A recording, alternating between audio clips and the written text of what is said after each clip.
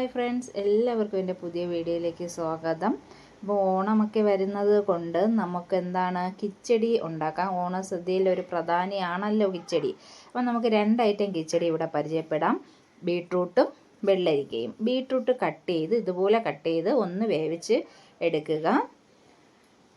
ശേഷം നമുക്ക് വെള്ളരിക്ക കട്ട് ചെയ്ത് വെക്കാം. വെള്ളരിക്ക നീളത്തിൽ അരിഞ്ഞിട്ട് ചെറുതായിട്ട് മാങ്ങ നീളത്തിൽ കട്ട് ചെയ്യുന്നത് പോലെ ചെറുതായിട്ട് കട്ട് ചെയ്ത് ഇതുപോലെ എടുക്കുക. ശേഷം നമുക്ക് എന്താണ് ഇതിൻ്റെ കൂട്ട് തയ്യാറാക്കാം. തേങ്ങ, പച്ചമുളക്, ജീരകം, വെളുത്തുള്ളി, കടുക് എന്നിവയാണ് ഇതിൻ്റെ കൂട്ട്. ഇതൊന്ന് അരച്ചെടുത്തിട്ട് വരാം. നല്ല രീതിയിൽ അരച്ചതിന് ശേഷം നമുക്ക് വേവിച്ച് വെച്ചേക്കുന്ന ബീട്രൂട്ട് കൂടെ ഇതിലോട്ട് ചേർത്ത് ഒന്നുകൂടെ ഒന്ന് അരച്ചെടുക്കുക. ശേഷം ഇത് നമ്മുടെ വെള്ളരിക്ക വേവിക്കാൻ വെച്ചിരുന്നതാണ്, ഉപ്പിട്ട് വേവിക്കാൻ വെച്ചതാണ്. അപ്പോൾ അതൊന്ന് റെഡിയായിട്ടുണ്ട്. അതിനെ ഒന്ന് നമുക്ക് അതിൻ്റെ വെള്ളമൊക്കെ മാറ്റിക്കളഞ്ഞതിന് ശേഷം അവിടെ ഇരിക്കട്ടെ. ഇത് കഴിഞ്ഞിട്ട് നമുക്ക് അതിലോട്ട് പോകാം. അങ്ങനെ നമ്മുടെ കൂട്ടെല്ലാം ഒന്ന് ചൂടാക്കി തിളപ്പിച്ചെടുക്കുക, ഒന്ന് കുറുക്കിയെടുക്കുക. കാരണം വെള്ളം കൂടുതലായി പോയാൽ ഇലയിൽ വയ്ക്കുമ്പോൾ ഇങ്ങനെ ഒഴുകി പോകും. അത് വേണ്ടല്ലോ നമുക്ക്. അതുകൊണ്ട് ജസ്റ്റ് ഒന്ന് തിളപ്പിച്ച് കുറുക്കിയെടുക്കുക.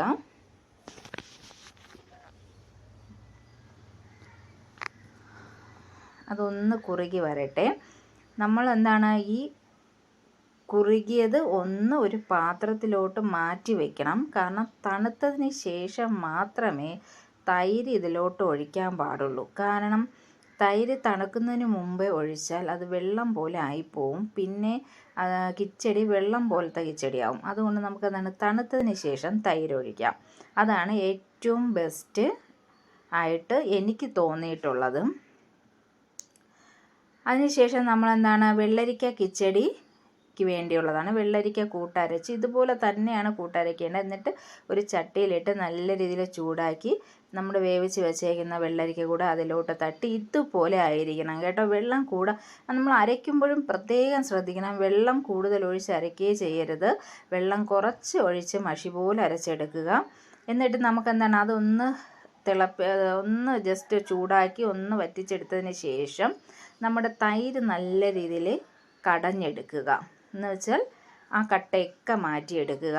അപ്പോൾ ഇത് രണ്ടും തണുത്തതിന് ശേഷം മാത്രമേ തൈര് ഒഴിക്കാവൂ.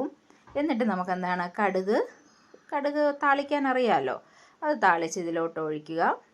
അപ്പം നമ്മുടെ 2 കിച്ചടിയും ഇവിടെ റെഡി ആയിട്ടുണ്ട്.